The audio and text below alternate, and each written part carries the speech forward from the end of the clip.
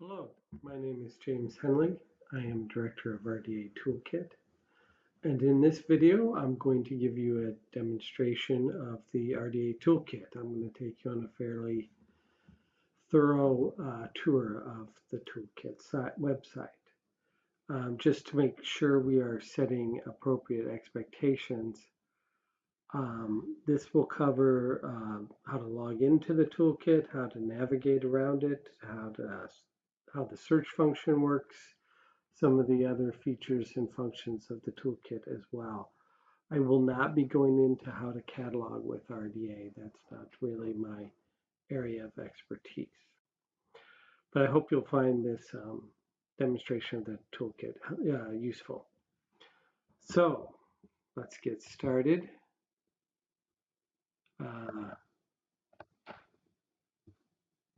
With this, and we're going to go right to the RDA Toolkit site. This is rdatoolkit.org we're at. You can see that up here. So at rdatoolkit.org, what we have is kind of an informational website that sits in front of as kind of a gateway into the actual toolkit. As you can see here, you can find out information about subscriptions and renewals and pricing, etc. And we have quite a bit of news and information that's tracked here, kind of our blog. Of course, the biggest piece of news is that earlier this week, on September 28th, we made a new release to the toolkit that included some fairly significant new additions to the toolkit. One thing I want to be sure to point out up here is the YouTube site, which you're probably already at since you're watching this video, but I hope you'll go ahead and subscribe to our YouTube channel. Not only is this video there, but there are a lot of videos by a range of presenters, even in a range of languages, on RDA and RDA Toolkit. Videos include lengthy, in-depth presentations on some subjects and short, pithy presentations on other subjects that are going to be very useful to catalogers. So I hope you'll subscribe to this website and look over all the good stuff we have on there. So these buttons here on the left are pretty important. I'm going to start from the bottom. Rda Discussion List right here. That's a list you can join that where people are on, the members of the list are discussing things related to RDA, RDA Toolkit, and to cataloging in general. So it's a fairly active community, and I hope you'll give it a shot. The next one up is the website for the Rda Steering Committee. That's the committee of experts from around the world who write and maintain and update the RDA standard and collaborate with the RDA Toolkit team to improve the toolkit. So they have a lot of good information on there, including contact information, but also what the RSC is up to, what proposals they're considering, etc. And it also has a collection of presentations by RSC members. The next button up is the free trial button. That, of course, you can sign up for a free trial and get 30 days of access to RDA Toolkit. So that should give you plenty of time to evaluate the toolkit and the standard and see how well it might fit with your work practices. And finally, and most importantly, is this button, Access RDA Toolkit. This is what you click to access what I call the toolkit proper. This is where the actual toolkit that you need to log in for. So I clicked on that, and you can see now the URL has changed from rdatoolkit.org to access.rdatoolkit.org. And this is the toolkit proper. You'll need to, you can see also over here, I'll just point this out first, the last toolkit release was September of this month, of this year. So here we are.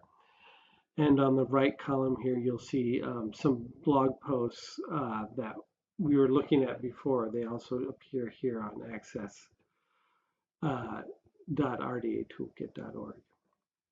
Now, there are several ways to log into the toolkit.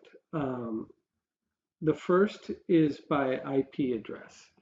So when you subscribe to the toolkit, you can share the IP addresses that you want to associate with your account, and we will keep that in our database. So when you come to RDA Toolkit, you simply need to click on Login. You do not have to fill out the username or password field. Just push Login, and you'll go immediately into RDA Toolkit. The other way to log in is to use your what I call your main account login or your institutional login. This is the primary account associated with your subscription. So here I'm going to use my ALA account. Username and password. You can have it remembered if you like. And you click Login.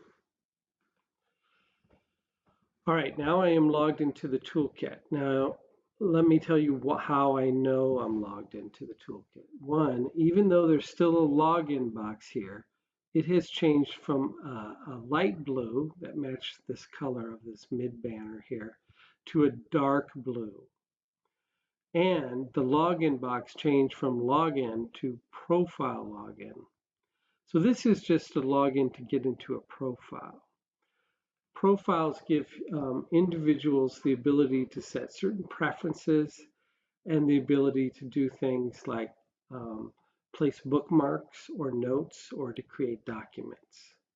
So it's very useful to be logged into to create a profile and log into a profile, but it's not a necessity. At this point, without logging into the profile, I can still access all of the RDA's content. RDA Toolkit's content, I should say. The other way I know I'm logged in is my institution appears here in the upper left corner of this top banner here. And you can see the word profile is over here with a little menu. Now I can log into my profile or I can create a profile account. It's really simple to create a profile account. It's just your first and last name and email address, and then you give yourself a username and a password. I will warn you, usernames do need to be unique. So you may put in a very simple username like John, and that will be rejected as a possible username because it's already been used somewhere else. So you do need to give yourself a unique username. But other than that, creating a profile is quite easy to do. So I'm going to go back here. So here, right now, you can see in the username password field are my saved profile login. So now I can click and log into my profile. Now you can see it says, welcome back, James. My name, James Hennelly, appears up here in the banner. And there's no more login boxes. So I am fully logged into the toolkit. I can take full advantage of everything that's on here and all the features and functionality that the toolkit provides. I do want to show you one more thing about logging. I'm going to log out so I can show you one other trick, if you will. It's not really a trick, just option for logging into the toolkit. If I have created a profile already, I can save that profile. You can see my profile login is right here. And I can just log in from the regular login box with my profile information. So that gives me just a single login. I don't have to do a second login to my profile. So you can see that loads in quite quickly.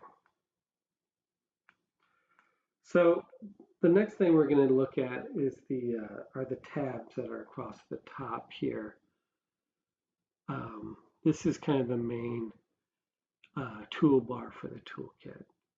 You have entities, which contain not only the RDA entities, but then underneath that are all the elements, the RDA elements. You have guidance chapters, which give you background information on how to understand.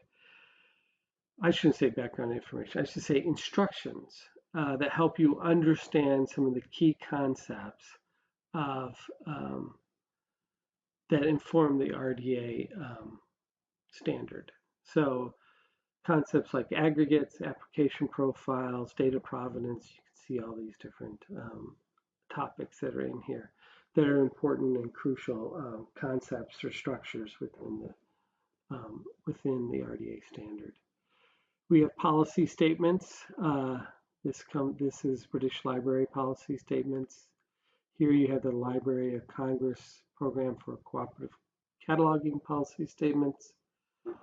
Here you have the Music Library Association best practices and the National Library of New Zealand policy statements. The New Zealand policy statements were just added with this most recent release. And then finally, under the Resources tab, we have the Glossary, Vocabulary and Coding Schemes, Community Resources, Revision History. You can access the original toolkit and AACR2 through here. So I'm actually going to start with this Resources tab real quick and walk you through all that. So the glossary is pretty straightforward. It's an A to Z glossary of RDA terms. I'm going to skip down to the A's, skip the 0 through 9 terms. So here you can see we have typical entries. Entries will include obviously the term itself, a definition of the term, and we'll also display scope notes when they're present here. And then we'll include the inverse where applicable for the term. So some of these terms, like this one, abbreviated title, is an RDA element. And some RDA elements, what we call relationship elements, have an inverse. So we always provide that inverse in our entries. In an entry, you can click on the term itself, and it will take you to that element page. So this is the element abbreviated title. We'll walk through an element page shortly. I'm going to go back here. We also have under the inverse, you'll see a kind of a faint orange line underneath abbreviated title of, and you can click on that, and that brings up that definition without having to actually navigate to it. Now, granted, in this particular case, that inverse is the next item in the glossary. And that happens fairly often, but it's important to understand what the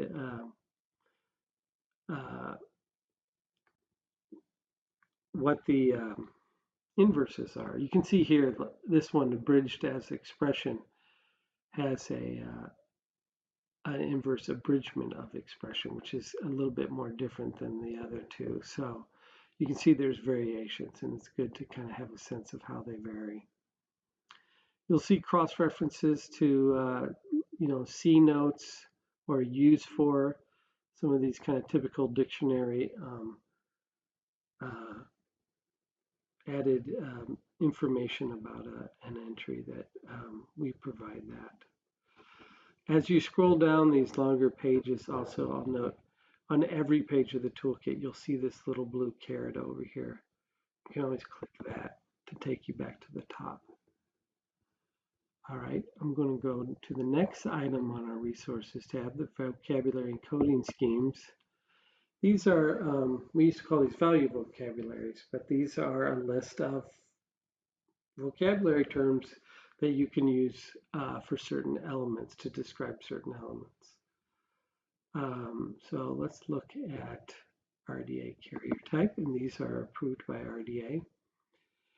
So these typical entries will include, of course, the actual value, vocabulary value, aperture card in this case. It'll include a link here. This is the IRI for this vocabulary term, and I can click on that and it'll actually take me to the RDA Registry.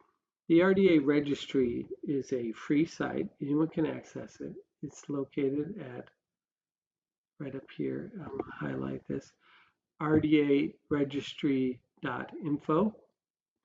And it includes all the entities, elements, and vocabularies in RDA with their definitions and scope notes. And it's also available here. This is kind of meant as a tool for developers and people who want to maybe build an application using RDA.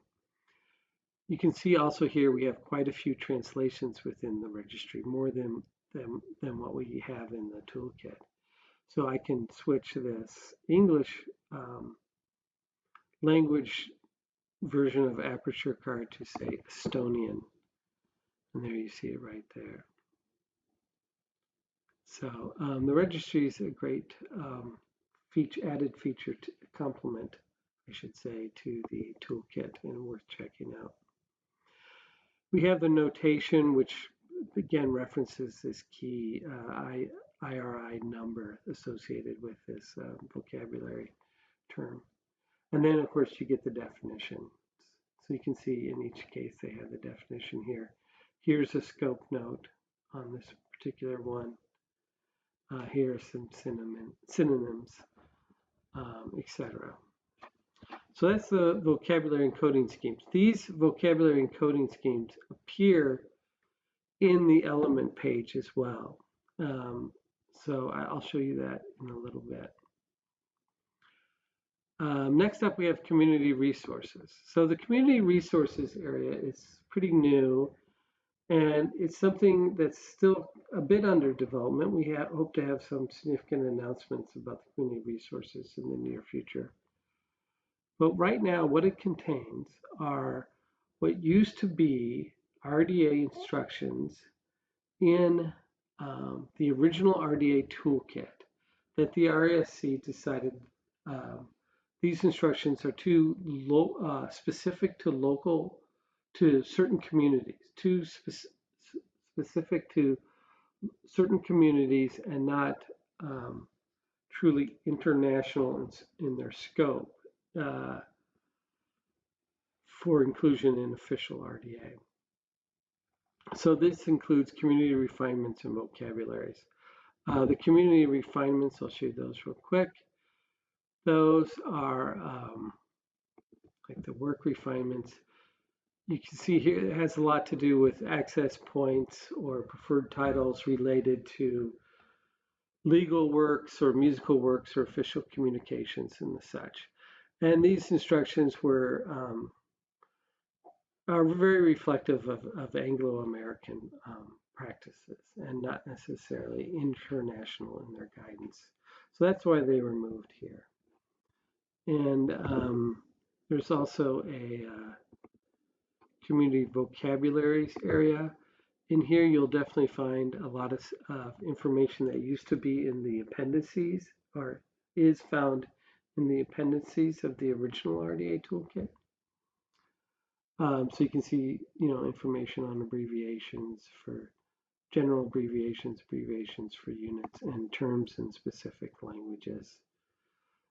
Even if I go to the English terms, you'll find a lot of different instructions that, again, used to be part of official RDA, or used to be part of the original RDA, but now have been removed from what is now official RDA. This was done at kind of near the conclusion of the 3R project. So we hope to expand this access to this community resources area to other communities based on language communities or subject matter communities or whatever it might be. So keep your eyes open, ears open for an announcement about development in this area in the near future.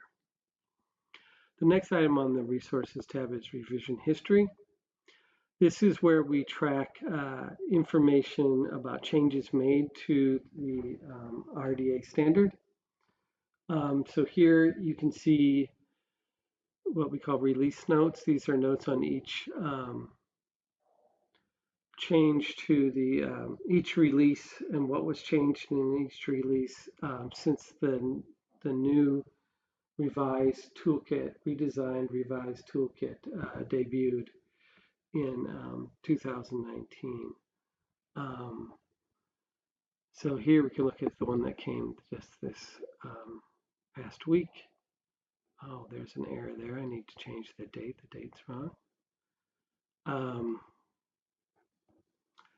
But you can see here that this is the release notes. There's a brief description of what was changed up here in these paragraphs. And then there's a list of the actual elements or pages that were changed. And we provide you with a quick note on what exactly was changed or describing what the change was. And then we give you the new PDF and the previous old PDF you can download here from here. And you can use those two PDFs to compare and identify exactly the change. In the previous paragraph, we mentioned a few online options for their diff checkers. They're software that will allow you to just drop your two PDFs into their website, and they'll do a quick diff report for you to show you the difference between the two. Let's go back here. The other part of the revision history is the instruction archive. So we always keep all of the instruction archives together here in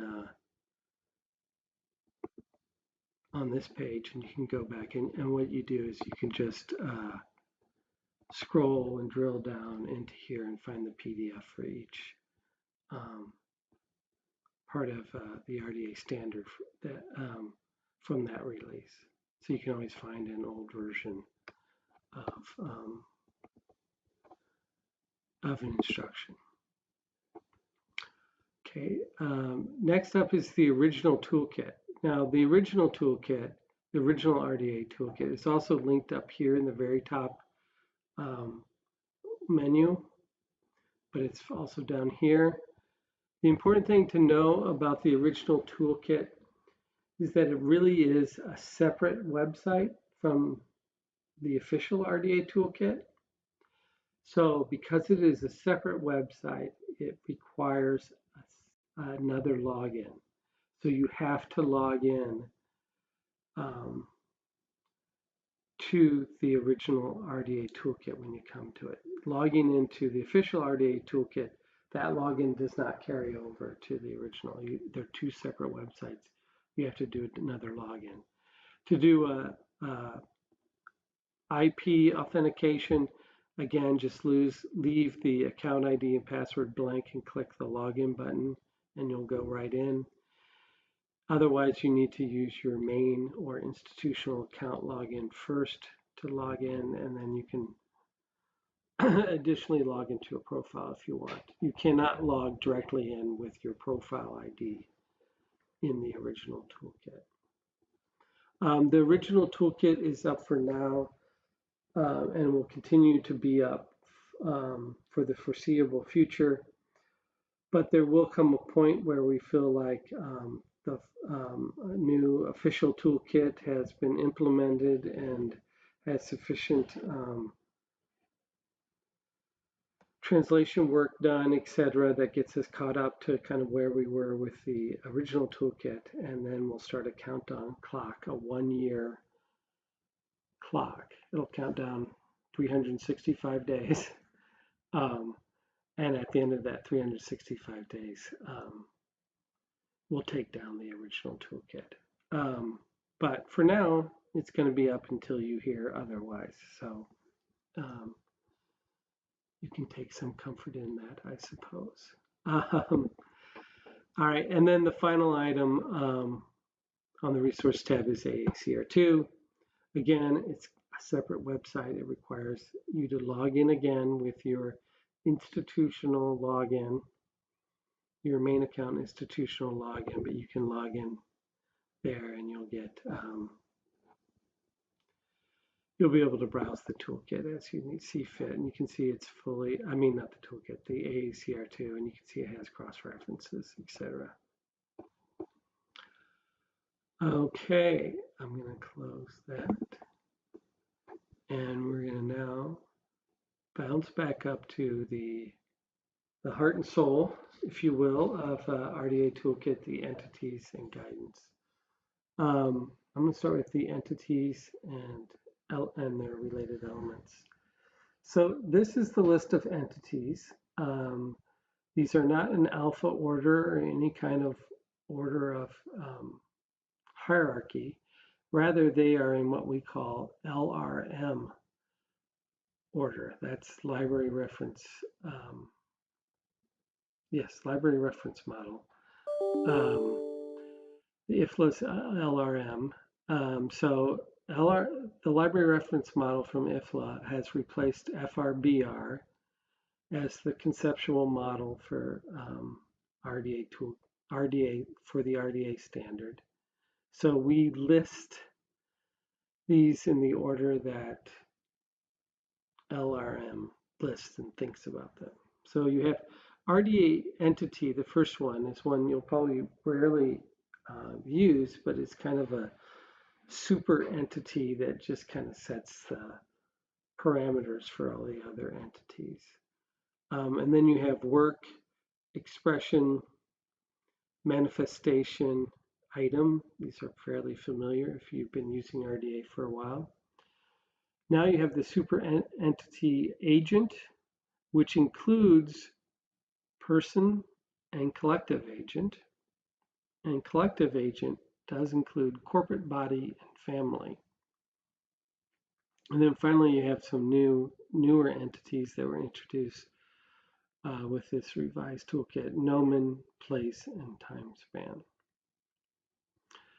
So I'm going to go ahead and click into work.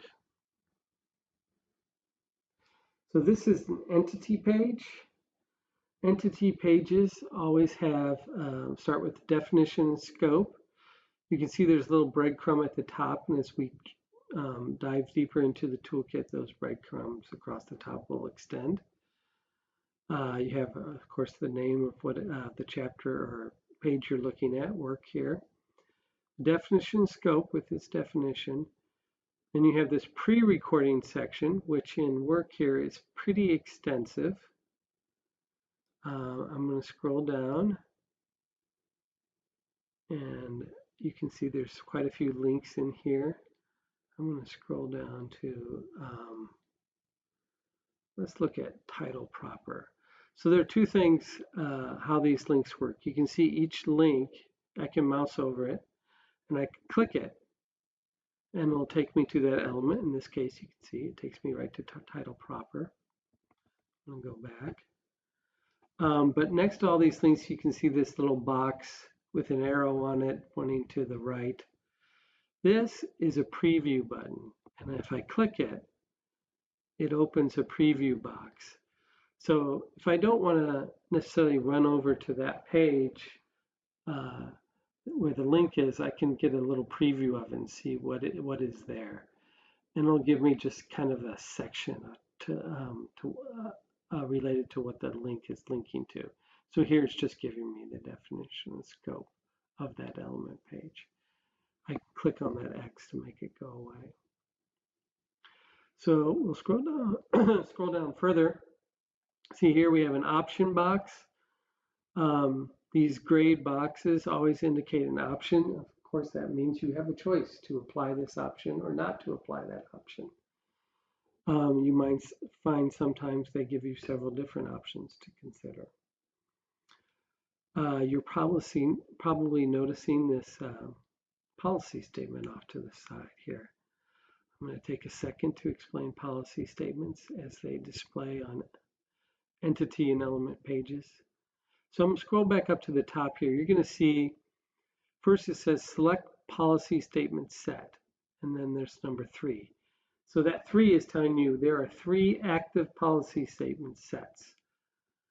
for this page. I can click down to see there's British Library policy statements. There's 33 separate individual policy statements here. LCPCCPS, the Library of Congress Program for Cooperative Cataloging Policy Statements. There's also 33. The Music Library Association Best Practices has 31 policy statements here, and National Library of New Zealand hasn't gotten around to writing policy statements for this page yet, so they have 0. So I'm going to leave this on Library of Congress policy statements. If I could switch here just to show you, you see the LCPCC there. If I switch to BLPS, you'll see that changes to a British Library policy statement. Okay, I'm going to go back to Library of Congress. So the policy statement includes a long blue line at the top that kind of touches right at the point that it's referencing. So it's trying to tell you that this policy statement refers to this option that you're looking at. The reason this was done was during our development for the redesign of the toolkit, people asked to not have to toggle back and forth between policy statement and RDA instructions, and they found they were toggling a lot back and forth between pages. So we're trying to bring content together in a single view without having to click back and forth. So we've done that here. The checkered line at the bottom here indicates the end of the policy statement. Here you have a library of this LCPCC title is hot linked, so I can click on that, which I'll do now. And that actually takes me to the mirror, what we call the mirror page, the actual collection of all the page that holds all the LCPCC policy statements for work entity. So they're all here in one. And again, you could browse through this and you could click and preview what this is referring to. And you can click on the actual link there to go back to where we were. So, and then there's also a send to back button, which I'm going to show you in a second why that's a useful thing to have. So these gold or yellow boxes are conditions. Those are kind of meant to be understood as if you have this condition, then you can apply this option.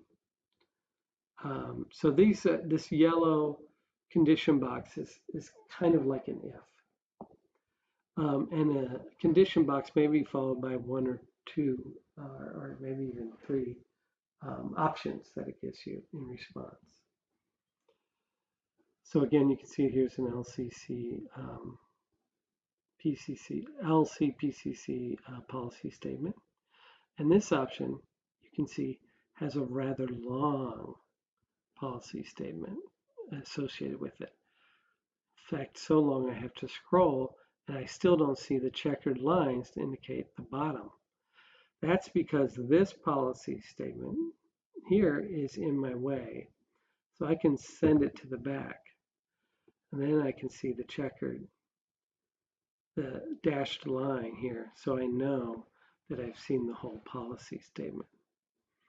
And then once I'm done reading that, I can send this one back to the back and see my policy statement again. This may seem a little awkward in the display.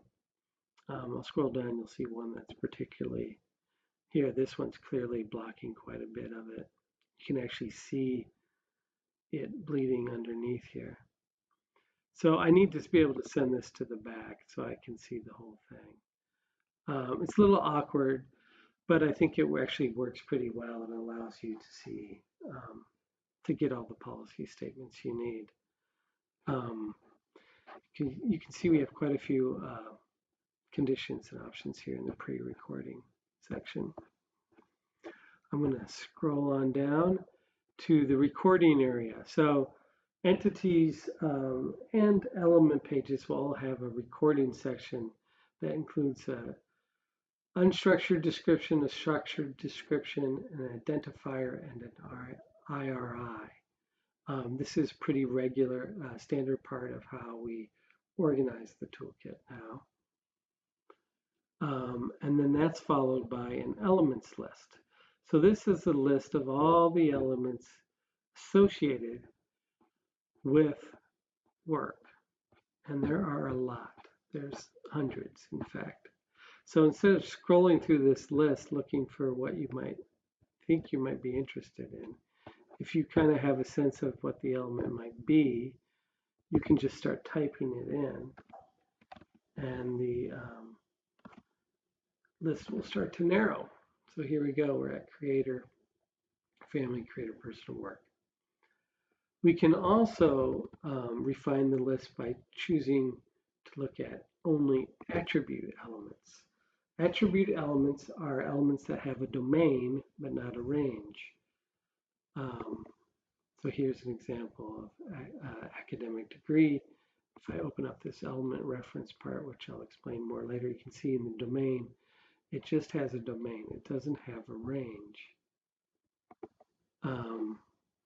And anything that's listed here in the work page, in their element list, that means the domain is work. Now I can switch to filter for relationship elements. So that means these are elements that have a domain of work, but they also have a relationship to another entity. And the other entity could be work. It could be a relationship to another element within the work range or work domain. So, or it can be one of the other entities. So I'll go down here and I'll click on, I can refine it further by picking a specific range. So I'm going to pick person. And here you can see it narrows the list considerably. Becomes a much shorter list of elements. These relationship elements, many of them, particularly when it, many of these relationship elements used to be what you call relationship designators in the original toolkit that were found in the appendices. These have been made into elements now, and they have this inverse relationship as well that I described with the glossary is related to these relationship elements. So I'm gonna stay here with my domain and range, and I'm gonna type in creator, person of work, and I'm gonna go to that.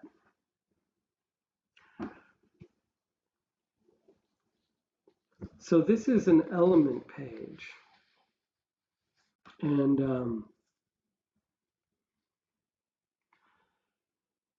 an element page, you can see, has I'm in entities. I went to work, and now I'm in creator, person of work. You can see the breadcrumbs at the top.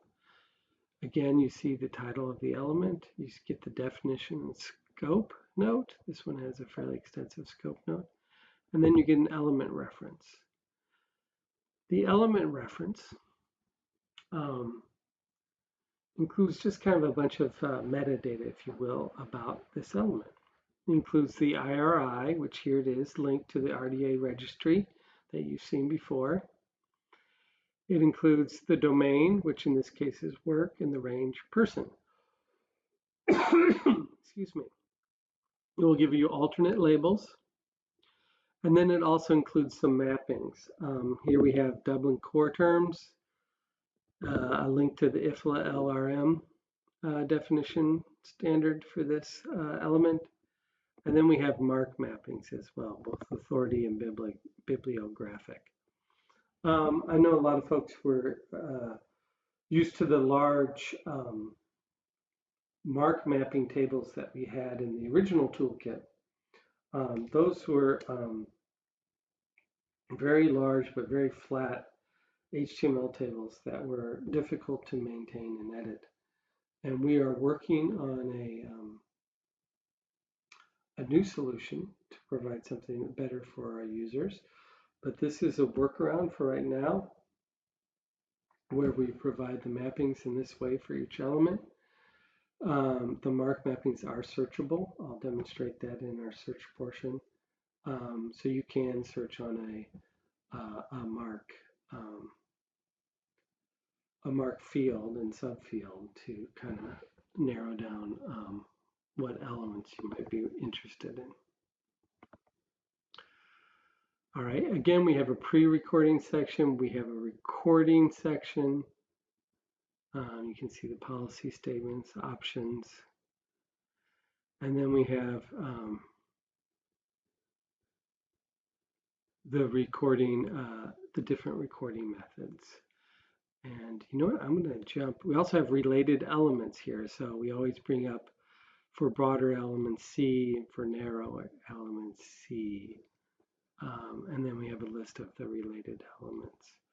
I'm going to take us to the broader element of creator agent of work real quick, because I want to show you some examples. So with the recording unstructured description, we have some new type of examples that were added when we built this new toolkit. And this is one of them. These are the recording methods examples. So it takes the same piece of information, creator agent of work, but it shows how they would be recorded for each different recording method. So here's your unstructured description, Kansas Geological Survey. Here's the structured description, which gives a source for why the particular vocabulary is being used. Then we have recording an identifier and recording an IRI. Another new example type we have is view as a relationship example. This is meant to illustrate how linked data works. So it has both a text of a real example here with Bern, Switzerland, and then it has a graphic example. The RDA element here, which has creator agent of work, is linked here to the Rda Registry. These VOF citations are not linked because we have no control on how VOF will manage their links going forward, and so we can't keep up with that. And then we have view in context examples, which these are meant to take the element you're looking at and see them in the context of some other elements that would kind of give a sense of how these different data points fit together and how you might use them to create a record or something. So this is a feature that gets repeated throughout the toolkit. And again, we have the related elements here at the bottom. I'll go back. I want to show you one of the key functions or features of that we use for the toolkit. I'll do it, say, let's do it right in here. So if I highlight, if I thought this was an important piece of information, I can highlight just part of it. You don't have to do the whole thing. You can just do a part. And it'll bring up this little pop-up menu. It has 4 items: bookmark, note, link, citation number. Now, link and citation number will come up whether you're logged into a profile or not. It doesn't matter. Once you're logged into the toolkit, you always get those too. But you have to be logged into a profile in order to get bookmark or note functions to appear. Bookmark works pretty simply. Let me scroll down so you can see it. You just need to give it a title. We'll call this ALA Test 3. You can put this in a folder. You can organize these things in a folder if you like, so you can have different sets of bookmarks that you're using for different types of work.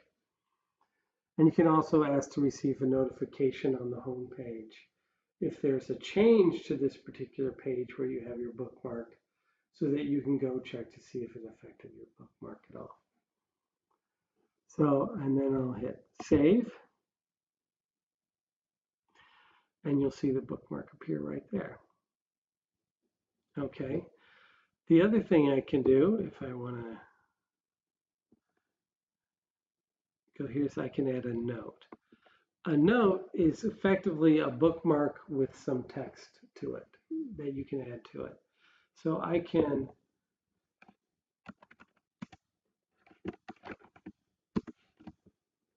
give it a name. I can put it in a folder again. I can choose to have a notification associated with it. But I can also choose to make it private or local. So private means no one can see it but me when I'm logged into my profile. Local means anyone within who's using the same subscription account that I am can see it. So my colleagues at my institution can see this note if I share it locally. And I can type in a body, some text. I can say this is important. And I can save that. So now you see the note icon. And you can see here's my little note. This is important. And this I kept private. So there's only one of me there. I'll show you where you can edit and change these bookmarks and notes later. All right. So continuing with our little pop-up menu. Oops, what happened there? Oh, I accidentally hit a link. That's all right. Here, I'll just do it here. If I want to send this particular paragraph to a colleague and say this is the instruction you were looking for, I can simply highlight it, choose the create link, and it'll give me a link. I just hit copy, and that'll be copied to my clipboard. And then I can come over here. I can just say paste it here, and it'll take me right to that spot. Oops, I'll go here. The other option I have is I can get a citation number. So these citation numbers were developed for use in print materials. So say you're an LIS instructor and you're handing out paper information with citations to the toolkit in it. You can use these these citation numbers. You simply copy it. Again, it goes to your clipboard.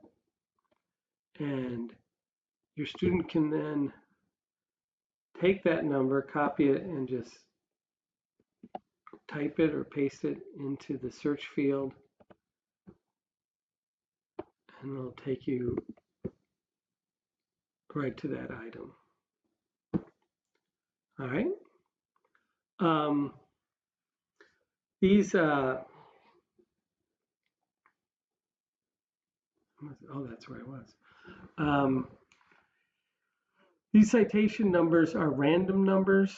They're random 4-digit numbers, not in any kind of order. So they're not supposed to be anything that makes meaningful to anyone. So don't try to interpret that if this was the number in one paragraph, the next paragraph will have a different number.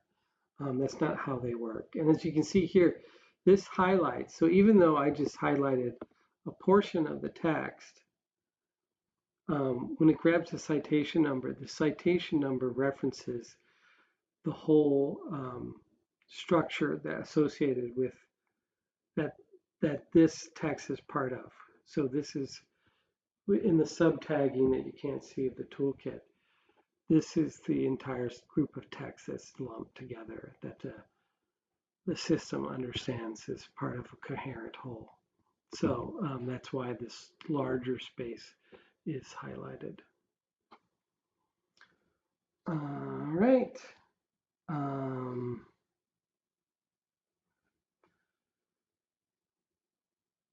So I talked over guidance. I'll give you just a quick peek into guidance. Oh, I know what I want to do real quick before we go. Well, I'll do that in search. Guidance has a range of different topics. Here's a popular one, fictitious and non-human appellations. So you can see it pretty much reads the same way. It doesn't have the same regular structure of pre-recording, recording, etc. It's more an explanation of some of the concepts and thinking behind that inform the structure of the entities and the elements and why the instructions are written the way they are. So it's definitely helpful to read through the guidance. We've shown you the policy mirror pages. You can navigate through those. Through policy statements by entities, guidance, community resources. Here's guidance landing page. So here, there may not be policy statements for each guidance page, but the ones that do have them are hot linked. You can see here, it's the same is true with the entities page. In this particular case with the British Library, they do have policy statements related to all entities. And these will take you into, let me choose a different one, expression. You'll get the policy statements here, but at the bottom of the entity page, you'll get the same element list. But this is only going to list elements that have policy statements written for them. It's not a complete list when you're in the policy statements of elements associated with the entity.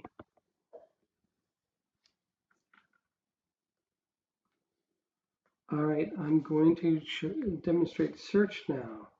So unlike the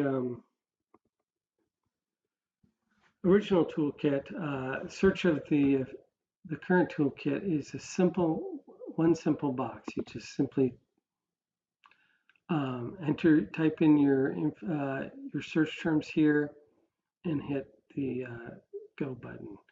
There is a drop-down menu so you can filter to see only RDA instructions in your search results, or you can limit it to just policy statements. You can limit it to just the glossary or contributed documents, which are documents you or others have created and shared in the toolkit. And you could also save searches after you've done them. You'll see there's a button to save searches. The exact title search is very helpful. If you are searching an exact title, like carrier type, it'll take you directly to that page instead of the search results page. And I wanted to show you here just real quick, if you go to recording a structured description, you will see the VES,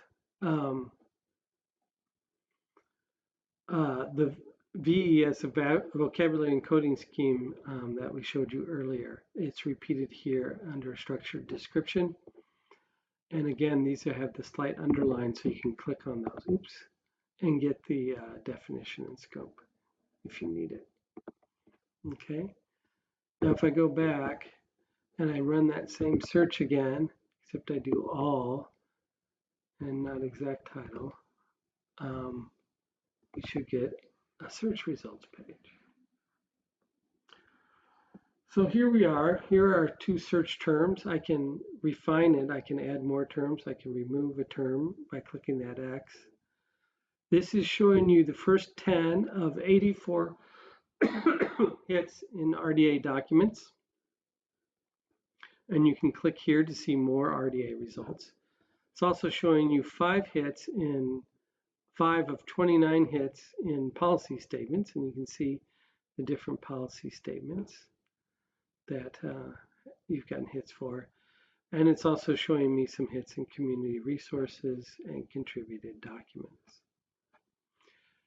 In the RDA documents area, you can look underneath the hit report here, and you can see this is a vocabulary recording scheme. This one is an element. This is a hit in the glossary. This is a hit in a guidance chapter. And here's another glossary term. Here's more guidance, etc. So you can also filter these results by entities, elements, glossary, guidance, resources. So you can filter your results to, say, remove the glossary term and stuff like that. So I could switch this to just elements. Hopefully it'll work. Yeah, then you just get the elements. You can also filter your policy statements, contributed documents, etc. And here's the button where you can save your search.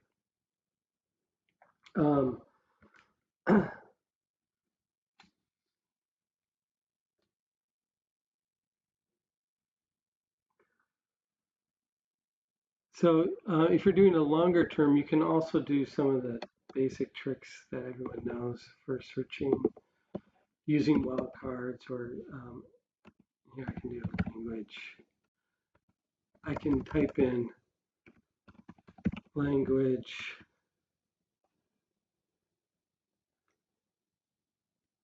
of content. I can get, see, I get 814 results, but I can refine that by using quotation marks.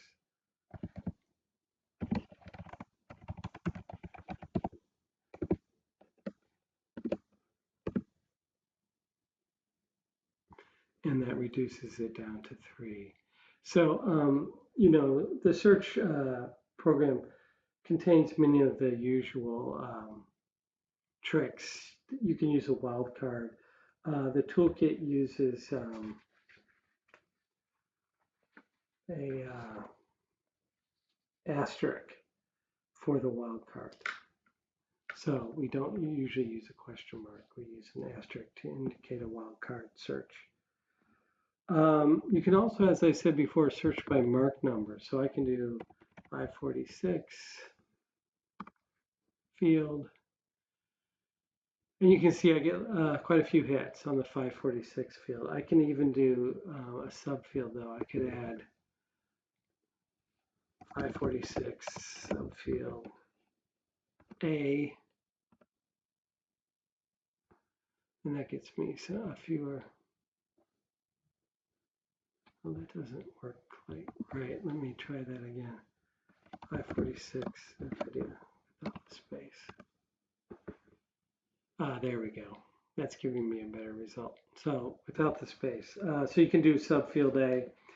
There are a few cases that we did save the old original RDA Toolkit numbering. So you could search an old number in the official toolkit, a number from the instruction number from the original toolkit. You can search it in the official toolkit, and if there's kind of a clear correspondence, you can get the element results you might be looking for. In this case, there are a few that kind of relate to that one. If you have a really long number, you can try shortening it up, and that will get you some results. Next up, I want to talk about, I'm going to go back to an entity page. I think that'll be useful. The buttons at the top here. So I'm going to go kind of backwards.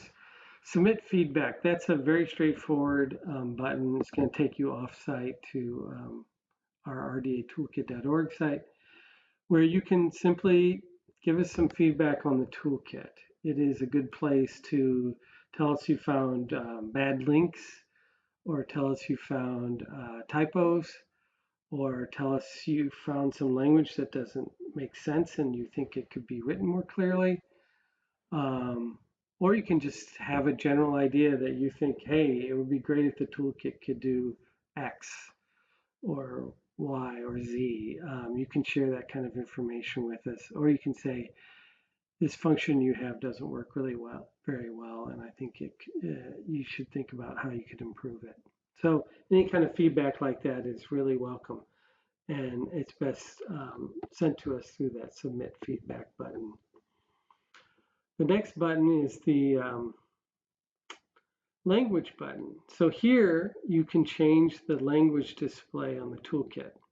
So there's the site language, and this will change the user interface language. So I'm going to switch to Finnish here, and you'll see that while the RDA text is still in English here, the interface up here is now in Finnish. You can even see it here. That's the user interface.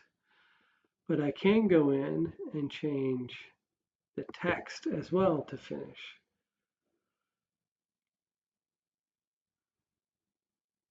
Hopefully, there we go. So now everything's in Finnish, except American Library Association. So you can switch those languages anytime you like. You can mix them any way you like. The most recent change, or most recent addition to the toolkit is we now have French. The French translation isn't completed, it's partial, but most of it is there. So you can start looking at the toolkit and exploring the toolkit in French. I'm going to go back to English because that's my language of choice. All right, next we have the Help button, which is, with this new release, we somehow entered a minor glitch that's not displaying the drop-down menu.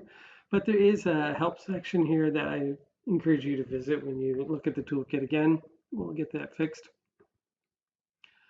Then we have what we call the Manage Views sections. So I'm going to show you that. Views are ways to set your preferences for the toolkit display. So you can see here we have two types of views. Institution views, which have to be done through the admin site and set up. So this, you can see it, but you can't change it because it's an institution view. But you can see the pieces here. You want to give a view a name. Then you can pick which policy statements you want to be displayed, to be available to your users. And you can choose which one you want to be the primary one, the one that first shows up. And you can also choose whether you want to have these policy statements always open in that right rail or not. You can choose which language you're looking at, which language version of the toolkit, and the template. And there's only one template right now, the RDA standard, but we hope to add more templates in the future. Templates would be a way of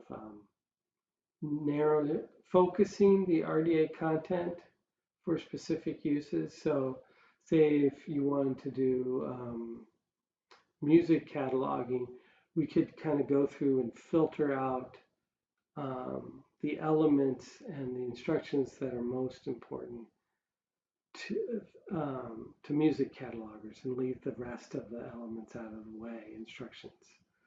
You can also go in here and set to show which examples you find useful and want open or which ones you want closed.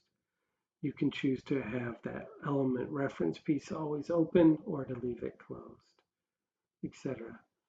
And here's a personal one. So your institution can set a, oh, that's an institutional one. Here's a personal one. Can set a profile. But then you also can set a personal profile for yourself if there's a way you like to have things set up on the toolkit, etc. And I'm hoping in the future we can expand the level of personalization that we allow on the toolkit. Next up is documents. This is where users can create documents of their own in the toolkit. You can come up here and create new document. And what you get here is it's basically an online HTML editor. You give your document a title. You can add authors. So when you create a document, you're automatically the author of it, but you can assign access to your document to other people as well. And that means they can go in and work on it when you're not working on it. Only one person can work on a document at a time. It'll lock when you open it up to edit it, but other people can access it, etc. You can set the language for your document. You can choose the licensing that you would like to assign to your document. There's a link here explaining what the different licenses mean. You can choose a category. These are just a few. I hope to be adding more options here in the future, and a date. And then you can also set an access level. Access levels are private, which means only you can see it in your profile. Local, that means only folks in your institution, your subscription account can see it. There's global, which means any subscriber to RDA Toolkit can see and view the document that you've created. And then there's public, which means anyone, even people without subscriptions to Toolkit, can navigate to your document and view it on the Toolkit. And then here's where you write your document. And you can see there's a lot of macros here. They all do kind of basically the same kinds of stuff you know in Word, etc. like that. Add a table, add a picture, paragraph, etc. Bold, italics, underline. It should be all pretty familiar to you, but you should know that this is not Word. It's an HTML editor. So if you do a really nice, beautiful document in Word that you've got all this lovely formatting done, if you copy and paste it into this, it's going to get messed up because it's not quite the same thing. It's not Word. If you are comfortable working in HTML, you can click on the source view and do your own coding. So you can create documents, and they will get stored here. You can see I create one. You click on this to edit it. You can open it back up again to edit it. Here, I'll click on that just so you can see what it looks like. It opens up below here. I can do my work, and then I can close it again. You can also subscribe to other people's documents. So if I go here on subscribe, I can search for documents, and one of the other glitches that's occurring after this release is that the institution names aren't showing here, but they should be. But you can access other people's documents. You can go here and click this. These are ones that have been shared globally, etc. And here you can see basic description monograph. I'm not sure who did this because their information's not there. But you can subscribe to this document. When the institution name is there, you can subscribe to the institution. So when you subscribe to a document, that there, when I go back to my collection, you'll see that document now appears in my selection. So it just makes it handy, takes it out of that big mess of all the different subscriptions that are there, and puts it in a place that I can get to pretty easily. You can do searches on the documents. You can search by different the categories, or by language or institution. And when you subscribe to institution, every time that institution puts up a document, it gets added to your library. All right, here are the bookmarks and notes section. You can see all the bookmarks and notes I've created. You can edit them here. You can delete them.